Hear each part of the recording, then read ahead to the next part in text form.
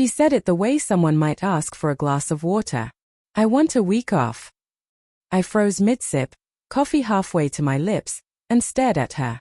A week off from what? I asked. From us, she said softly, her voice careful, as if the words themselves might shatter.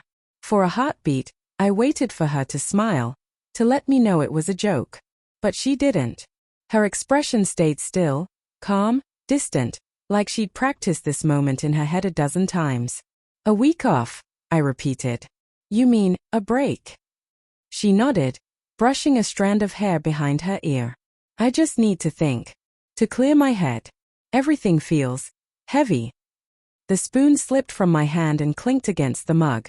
And this is how you clear it? By leaving. I'm not leaving, she said quickly. I just need space. You felt it too, haven't you? The distance. I had. Of course I had. The silent dinners, the mechanical goodnight kisses, the way her eyes seemed to slide past me instead of meeting mine. I told myself it was stress, or work, or life, anything but what it really was. I swallowed. Just a week. She nodded again, voice barely above a whisper. Just a week. So I gave her what she asked for. Or at least, I thought I did. Day 1. The house felt too quiet without her. Her perfume lingered in the hallway, faint but stubborn, like a memory that refused to fade. I made breakfast for 1, couldn't finish it. By noon, I was checking my phone every few minutes, waiting for a text that didn't come. I messaged her anyway. Hope you're okay. Read. No reply. That night, the bed felt enormous. Her pillow still held the faint outline of her head. I reached out, touched it. Cold. Day 2. I tried to fill the hours, went running, cleaned the garage, anything to outrun the silence, but she was everywhere. Her laugh. Her voice. The curve of her smile when she wasn't thinking about it.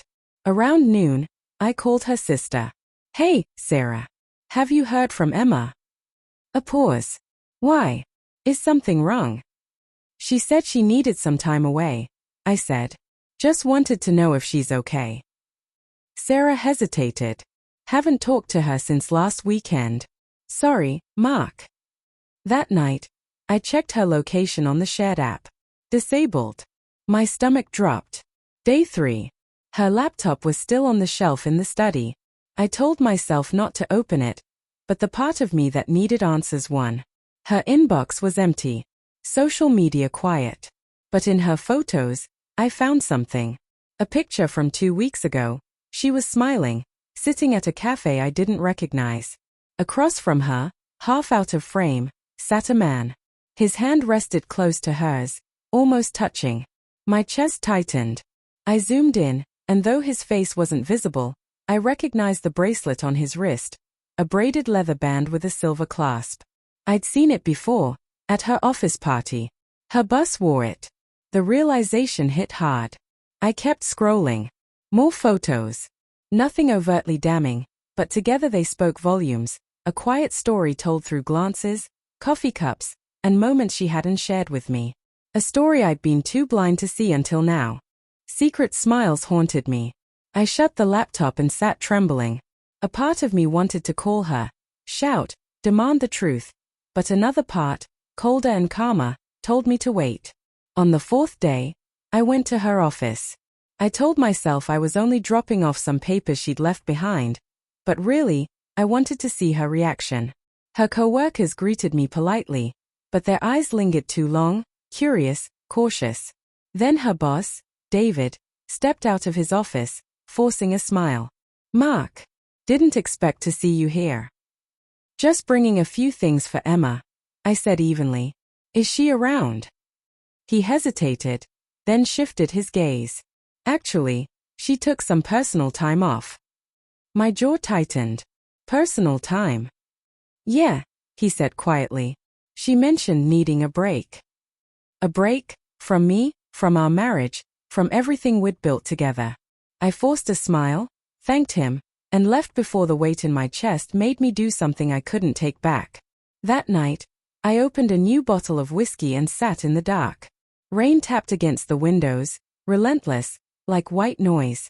I scrolled through old photos, our wedding, our first house, her bright, unguarded smile. That woman, the one I fell in love with, was gone. By the 5th day, I'd stopped checking my phone. I already knew how this story would end. But just after midnight, the phone rang. Her name lit the screen. "Hey," she said softly. I didn't respond. "I just wanted to check on you," she went on. "You've been quiet." "I've been thinking," I said flatly. "You wanted space. I'm giving it to you." She sighed, her voice trembling. "This isn't easy for me either, Mark." "Isn't it? You and David seem to be handling it just fine." There was a long silence. Then, a sharp breath. "You went through my things." "I went through the wreckage," I said. "The photos, the lies, the half-truths." "It's not what you think."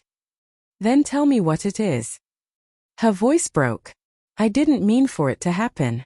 It started as friendship. I was lonely. You were distant. It just happened." I closed my eyes, letting her confession settle like dust after a crash. "So this time off, this week, it's really a test run? To see if life without me feels better?" She started to cry. "I'm sorry." "Don't be," I said quietly. "You wanted freedom. You've got it. Take all the time you need, a lifetime of it." "Mark," she whispered, "please don't do this." "You already did." And I hung up. On the 6th day, she came home. She tried to talk, to repair what she'd broken, but something inside me had already gone cold. She stood in the doorway, tears streaking her cheeks. "I made a mistake," she whispered. "I want to come home." "You already are," I said. "You just don't belong here anymore." She reached for me, but I stepped back. The bracelet I'd given her, the one she once swore she'd never take off, was missing. And so was I. On the 7th day, I packed her things into boxes. Every photo, every letter, every piece of our life together. When I sealed the last box, I felt something unexpected. The ache was still there, but it wasn't pain anymore. It was clarity.